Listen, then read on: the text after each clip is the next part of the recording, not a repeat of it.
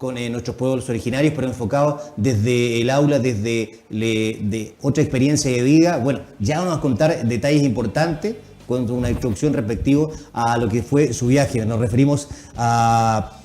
por supuesto, a don Erwin Aguas,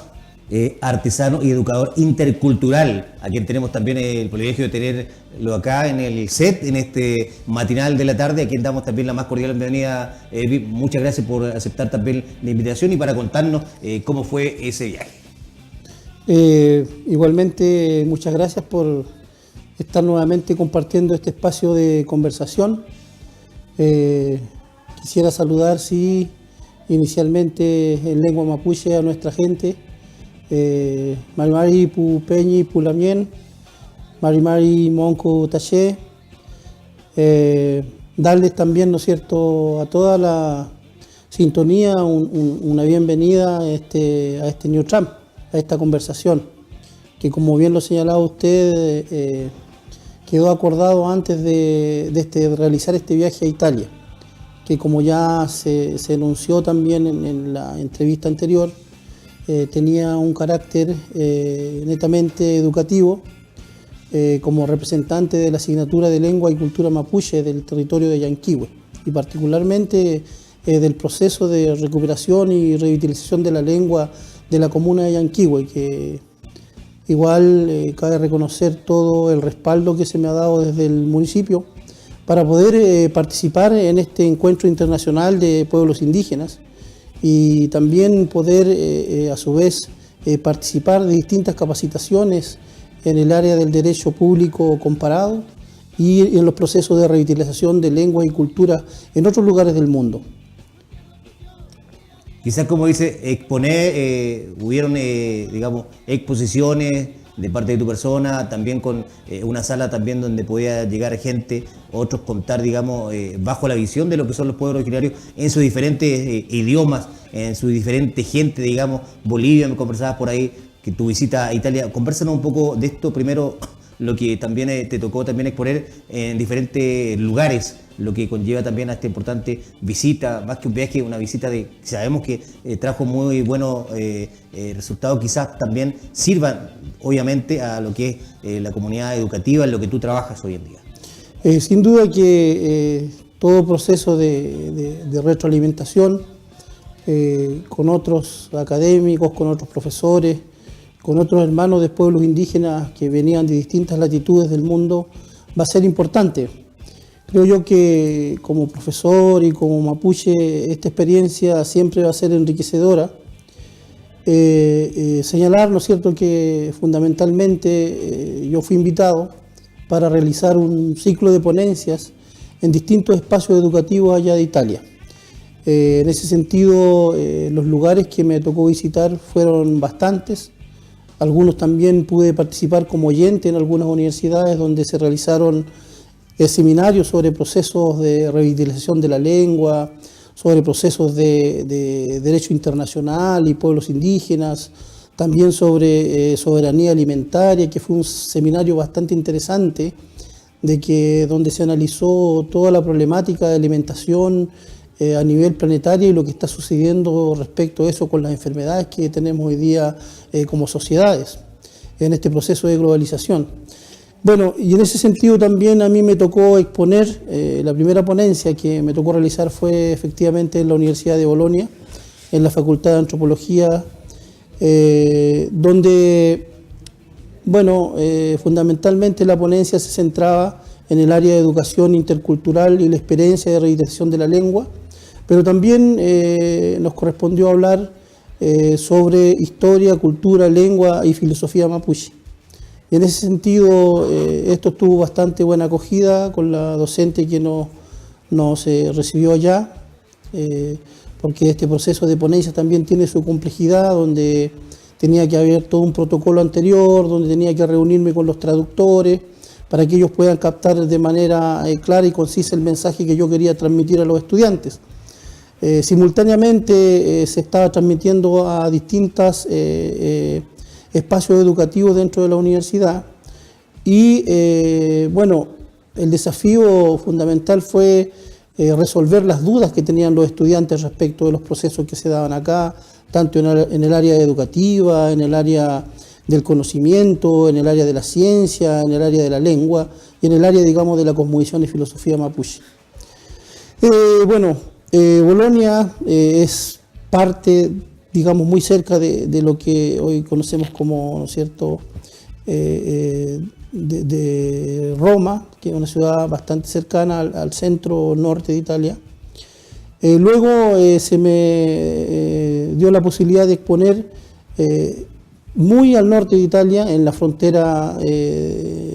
norte, donde Italia tiene un límite con Suiza, en los Alpes, y donde en este seminario fue bastante interesante igual, porque se confluyeron distintas ponencias. Estuvo presente también un hermano de los pueblos indígenas Cheyenne, de Norteamérica, que nos contó un poco la experiencia de cómo ellos, por un lado, salvaguardan su cultura al interior de sus comunidades, también cómo ellos están en el proceso de recuperación de todo lo que significó la matanza del búfalo, ¿no es cierto?, en su territorio, que, como ustedes saben, es la base de la economía de este pueblo Cheyenne. Y todo el proceso, digamos, de histórico que también ellos tuvieron que vivir como cultura, y el proceso de recomposición que están viviendo internamente.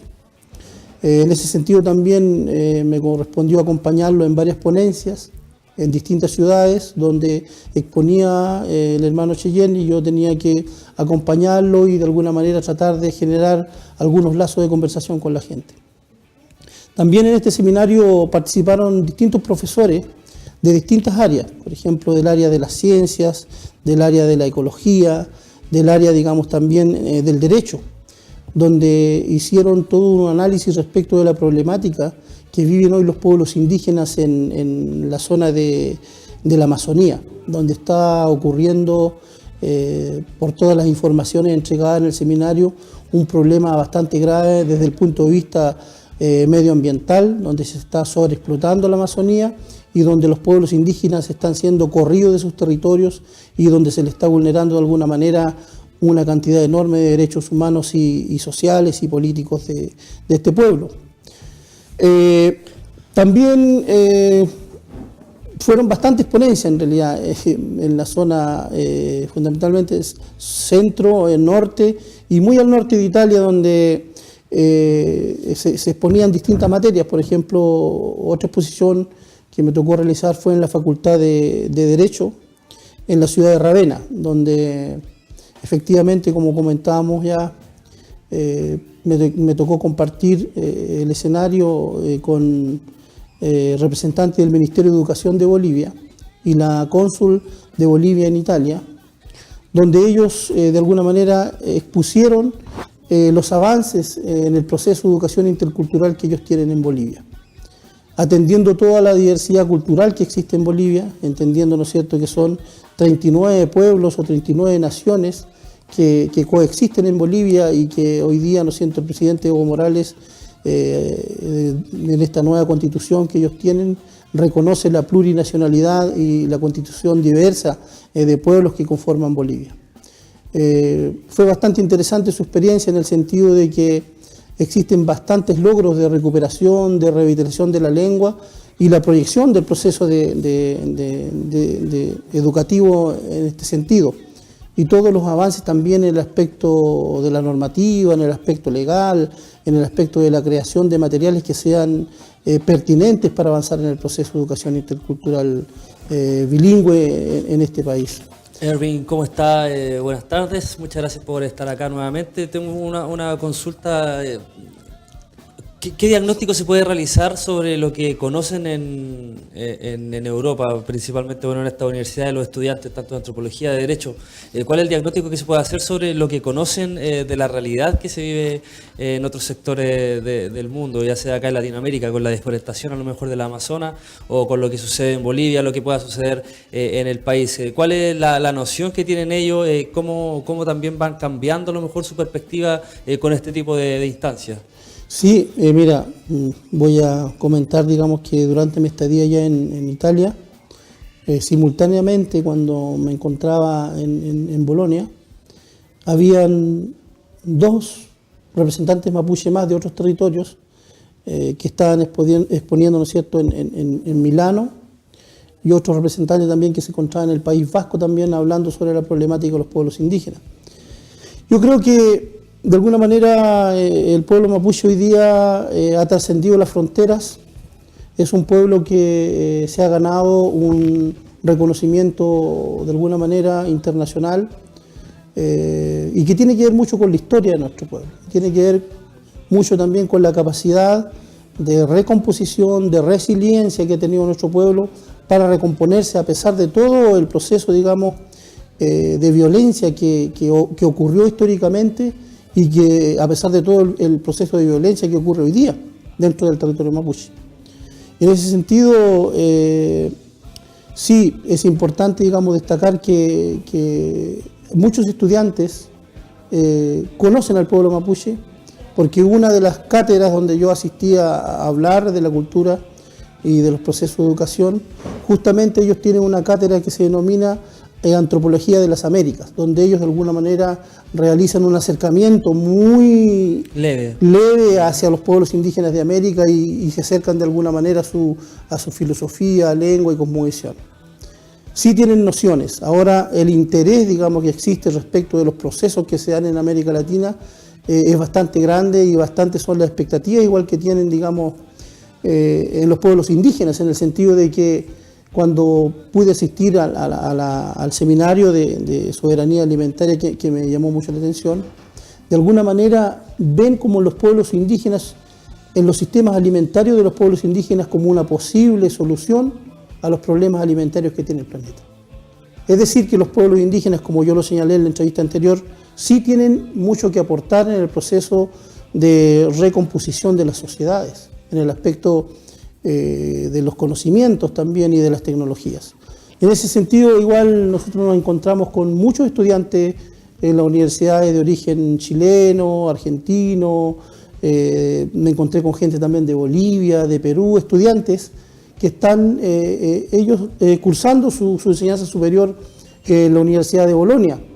que de alguna manera me explicaban que los procesos educativos son bastante interesantes los que dan allá porque permiten que se genere este diálogo intercultural o multicultural entre distintos representantes o personas que vienen de distintos lugares del mundo. Me imagino que la discusión también se centra en lo que es el sistema económico y político actual de América Latina, siendo que se tiene una visión o se trata de ejemplificar como a los pueblos originarios como una base para poder cambiar parte de lo que son estas problemáticas alimentarias. Obviamente tienen que ir de la mano de cierta manera, no tanto con el sistema económico. Me refiero a lo mejor a lo que es la privatización de las semillas por una parte, en donde obviamente ahí se choca con lo que es la cosmovisión de los pueblos indígenas. Entonces ahí donde va mi pregunta, ¿cómo se convive con eso también? ¿Cómo se puede nivelar de esa manera para poder tomar en parte esta cosmovisión o esta visión que se tiene sobre el cuidado de la tierra, el cuidado de las semillas también? Bueno, sí, efectivamente hay una preocupación, yo creo, a nivel planetario respecto de lo que sucede hoy día con los productos transgénicos y que se están consumiendo en gran parte del mundo, digamos, y que justamente son los que están produciendo una serie de enfermedades que antes no existían. Por lo tanto, los pueblos indígenas yo creo que tienen mucho que decir en ese sentido, porque yo hablo de los pueblos indígenas en general, a nivel continental, porque entiendo que otros pueblos como el Aymara, el Quichua, o el Rapanui, o los Tzotzíles en México, los guatemaltecos, no lo sé, tienen semillas que son originarias y tienen semillas que afortunadamente aún no son intervenidos genéticamente y que de alguna manera los pueblos indígenas desde hace mucho tiempo están haciendo un llamado a conservar sus semillas que no están intervenidas, por ejemplo, por la transgenia. Y eso hoy día yo creo que ha tenido una repercusión a nivel también mundial. También en Europa se discute las distintas problemáticas que genera este tipo de alimentación y este tipo de cultivos. Las normas, digamos, que se están generando hoy día son cada vez más exigentes respecto de cómo podemos sembrar, cómo podemos cultivar. Y en ese sentido los pueblos indígenas sí hemos tenido un trato distinto con la tierra al sembrar antiguamente nuestra gente con abonos orgánicos, con, por ejemplo, procesos de alternación de cultivos o procesos también de descanso de la tierra, donde a un espacio de tierra no se le explota hasta el cansancio, sino que solamente hasta que se obtenga una cierta cantidad de producto y ese espacio se dejaba descansar. Yo me recuerdo que cuando niños ese sistema de cultivo funcionaba mucho en las comunidades. Y hoy día, afortunadamente, esos modelos de producción, esas formas de trabajar la tierra y estos métodos de cultivar, de sembrar, de cosechar, de distribuir la semilla, de intercambiar la semilla, porque también en ese sentido el caso del pueblo mapuche tiene sus modelos de intercambio de semillas. Cuando nosotros... Acá ahí se ha dado o se ha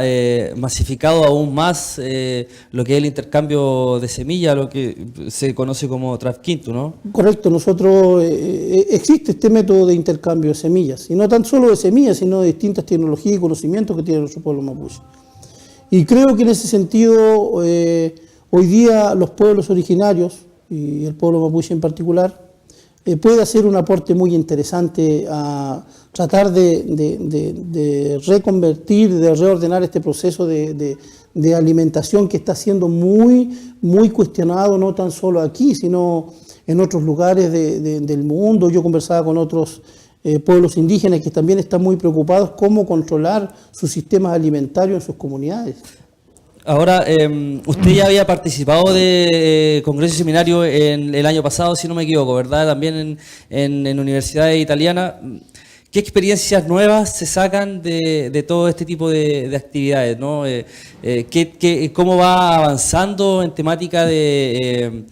mejoramiento en interculturalidad, por ejemplo, o también en lo que es la lengua, la promoción de la lengua indígena? ¿Qué experiencias positivas y nuevas se van adquiriendo en comparación a lo que fue participaciones anteriores? Bueno, yo pienso que en ese sentido es algo recíproco, ¿no? Porque uno entiende que también cuando uno va a un lugar se forma, aprende, comprende situaciones que desde la distancia no las podría interpretar nunca, por ejemplo. Ese es un proceso sin duda que es muy enriquecedor de parte de la persona que viaja desde acá a estos lugares. Y desde la mirada, digamos, desde los estudiantes, desde los profesores, yo siento que hay un interés bastante importante respecto de lo que son los pueblos indígenas hoy día. Tanto en el aspecto, como mencionábamos, de la alimentación, en el aspecto educativo, en el aspecto territorial, en el aspecto político, porque existe también una necesidad de que los pueblos indígenas hoy día continúen permaneciendo en sus territorios, por ejemplo. Cuando yo observaba atentamente la exposición de la profesora que hizo un trabajo sobre los impactos que están sucediendo y lo que está ocurriendo y lo que está generando, por ejemplo, la sobreexplotación de la selva en la Amazonía, que es algo horrible, que es un ecocidio, un genocidio que están cometiendo ahí con los indígenas amazonas. Y que de alguna manera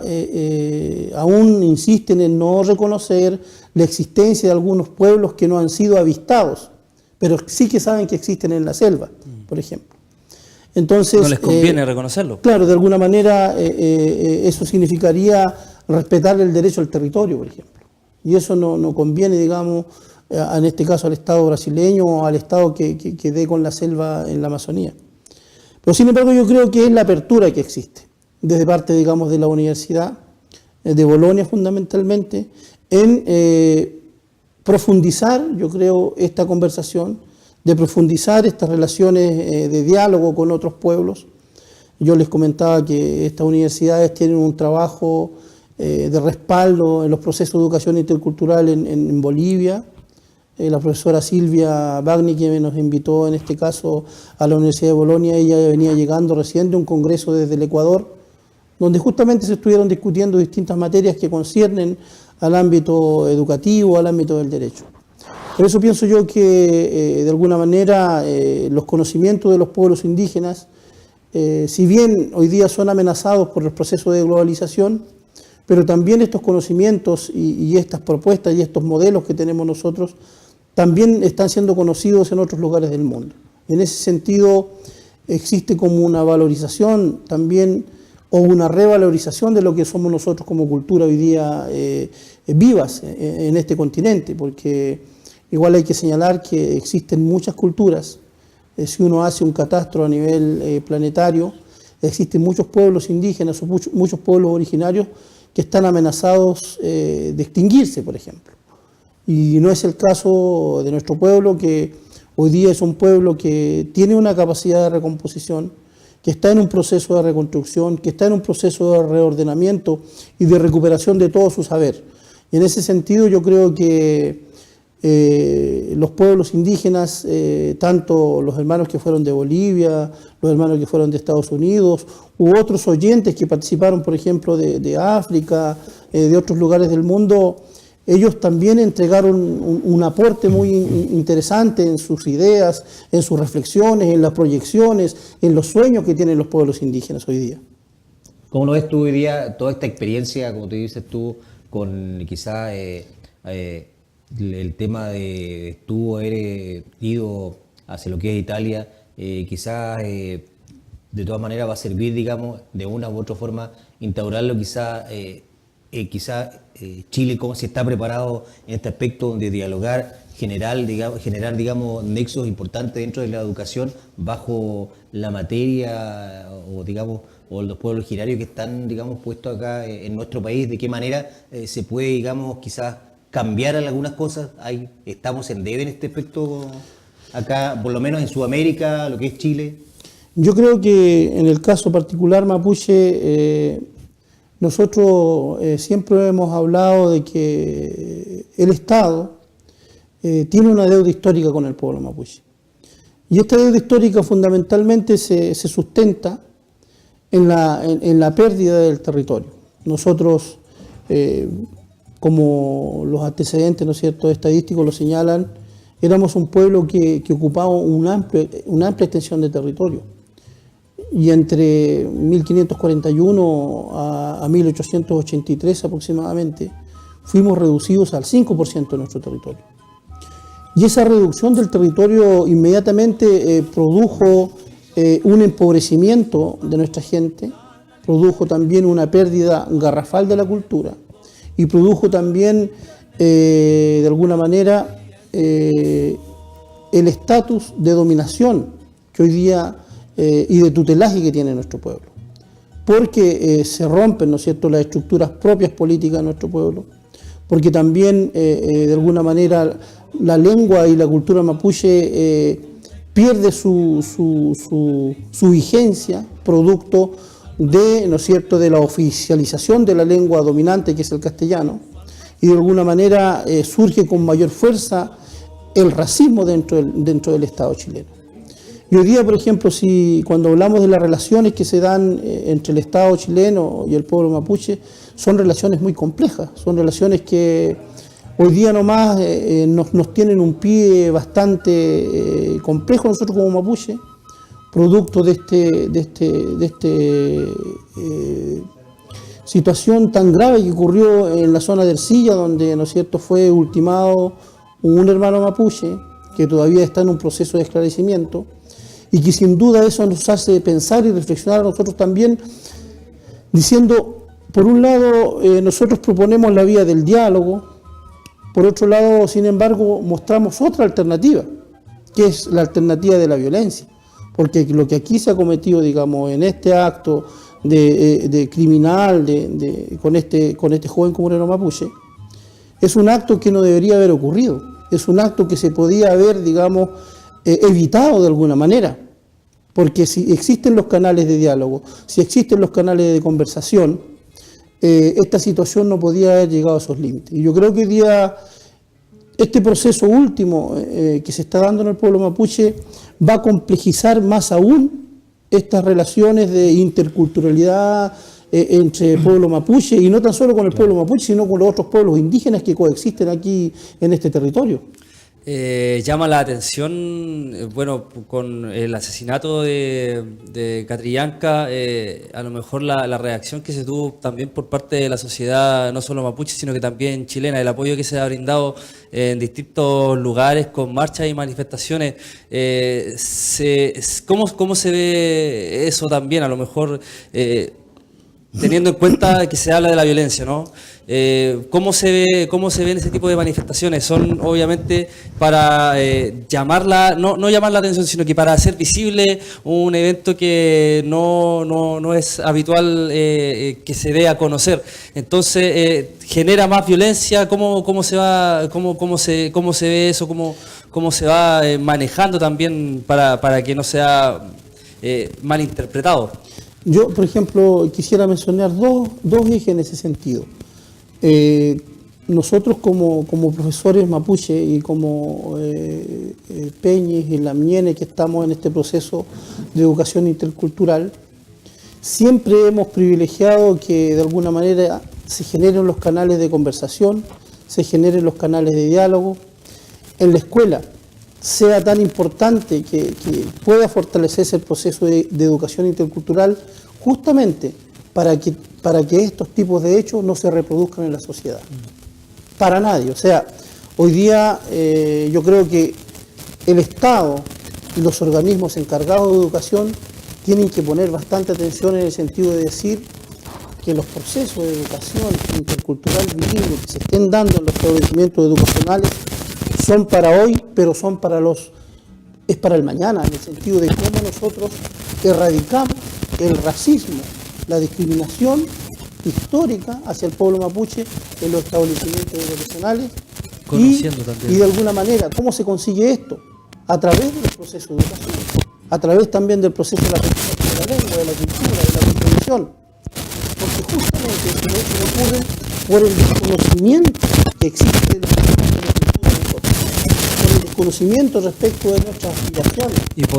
me imagino que por otras intenciones también de terceros que deben mirar en la Ucrania algún tipo de conflicto el cual no debiera acrecentarse, debiera disminuirse con la militarización que ocurre. Por ejemplo, nosotros pensamos que este proceso, digamos, de militarización, de establecer, digamos, mucha represión al interior del territorio mapuche es un llamado también a la violencia de parte del Estado. Y en ese sentido, cuando tú me hablas de la sociedad chilena y su respuesta respecto de este hecho lamentable, nosotros creemos que por supuesto, porque cuando sucede este crimen del Peñi Camilo Catrillanca, lo que vemos de fondo es una vulneración a los derechos humanos. Puede haber sido cualquiera, puede haber sido también un no mapuche. Por lo tanto, en la situación y en el contexto que se da esta muerte, nos hace un llamado a la reflexión a nosotros como mapuche, pero también a la sociedad chilena de decir cómo nos estamos relacionando con los pueblos originarios en Chile. Y cómo a lo mejor también las instituciones del Estado, llámese Carabineros o el propio Estado de Chile, trata o manipula este tipo de acontecimientos. Una Por situación supuesto, que porque obviamente es lamentable y que se ve reflejado en lo que es la quema la eliminación de la evidencia en parte a los operativos que se desarrollaron en esa oportunidad. Por ejemplo, nosotros desde la década de los 90, cuando se hace, por ejemplo, el pacto no imperial con los gobiernos de la concertación, se llega a un acuerdo de convivencia, donde surge la ley 19.253, que es la ley indígena, que de alguna manera viene a reconocer los derechos del pueblo mapuche, que es un hito dentro de la historia del pueblo mapuche. Y luego con la ratificación del convenio 169 es otro hito en el aspecto legal que tiene que ver con la gobernanza con los pueblos indígenas. Ahora, ¿pero qué sucede, por ejemplo? En estos 30 años, ¿por qué yo siento que la sociedad chilena reacciona de esta manera frente a esta situación? Porque no es el primer muerto que está en el territorio mapuche. En estos últimos 20 años llevamos más de 20 mártires de la causa mapuche Y yo diría que casi en su 100% la responsabilidad la han tenido Carabineros de Chile. Han sido o muertos por la espalda o muertos en situaciones muy dudosas. Pero ahí ocurre una situación también en donde se le endosa toda la responsabilidad a Carabineros de Chile como las personas de más bajo rango, digámoslo de alguna manera. Pero ellos solamente, no es que se esté justificando, pero reciben órdenes de más arriba y siempre son castigados estas personas cuando el alto mando o quienes entregan la orden tampoco es que... Absolutamente. O sea, aquí hay responsabilidades que tienen que ver en la ejecución de este tipo de prácticas, pero también hay responsabilidades de carácter político institucional. Aquí hay una responsabilidad y una política de Estado que incluso va mucho más allá que el comandante o el general de Carabineros, va mucho más allá del tema del ministro del Interior, sino cómo el Estado, y no tan solo en este gobierno, sino en los gobiernos anteriores, cómo ha asumido y de qué manera ha enfrentado la problemática mapuche. Y en ese sentido yo creo que los gobiernos han tenido una desinteligencia en la manera en que han enfrentado el problema mapuche, creyendo que por un lado con más represión solucionarían el problema. ¿Qué dice, por ejemplo, quiero citarles yo una frase, ¿no es cierto?, que dijo Nelson Mandela. Nelson Mandela dice: un gobierno que emplea la fuerza para imponer su dominio enseña a los oprimidos a usar la fuerza para defenderse. O sea, estamos generando el chance para aumentar la violencia dentro de los territorios indígenas. Y eso no puede suceder. Yo creo que ningún territorio mapuche que compone el Gualmapu está en la idea de que la violencia continúe siendo la tónica de relación entre el pueblo mapuche y el Estado. Otro punto a destacar a lo mejor es el desconocimiento por parte del Estado de estos convenios de los cuales usted hablaba, tanto el 169 de la OIT, que es internacional, pero aún así el Estado de Chile prefería a lo mejor olvidarlo o salir de ese convenio para no entregar a lo mejor ciertos beneficios a lo que es el pueblo mapuche. Sí, sin duda que el reconocimiento formal, porque hay reconocimientos formales de nuestros derechos que tienen que ver con el reconocimiento en el papel, pero en la práctica muchos de esos derechos no son reconocidos, digamos, en la sociedad aún. Y yo creo que ahí falta una altura de mira y falta una mayor capacidad política de comprender y de conocer en realidad cuáles son las demandas de fondo que tiene la cultura mapuche hoy día. Yo creo que pasa por eso. Aquí no es un tema de que nadie va a hacer apología respecto de la violencia, respecto de agudizar los métodos de resistencia, sino yo creo que tiene que ver cómo hoy día el Estado, a través de sus representantes, y cómo hoy día el pueblo mapuche, a través de sus representantes, se logra llegar a un gran acuerdo que permita resolver, sí, los problemas de fondo, que son, por ejemplo, territorio, autodeterminación, autonomía y todo lo que eso significa para la cultura mapuche. Si bien es cierto, dos temas importantes dentro de lo que dice también Erwin Aguas, artesano y educador intercultural. Un tema sensible es el tema de generar el diálogo entre las autoridades, entre el Estado y entre los pueblos originarios, nuestros pueblos mapuche. Y otra cosa también muy importante, relevante, que da también la necesidad de poder también aportar acá en nuestra comuna, sobre todo también con este congreso de carácter mundial, de generar el diálogo, de intercambiar la cultura, digamos, vista desde Italia, un importante viaje que tuvo Erwin Aguas por segundo año consecutivo, que nos llama también a dar a conocer estos importantes puntos, importantes temas en materia de educación y también en materia de contingencia nacional. Vuelvo a reiterar, se espera que definitivamente hay un acuerdo, hay un diálogo entre lo que es hoy el Estado y nuestros pueblos originarios. Erwin,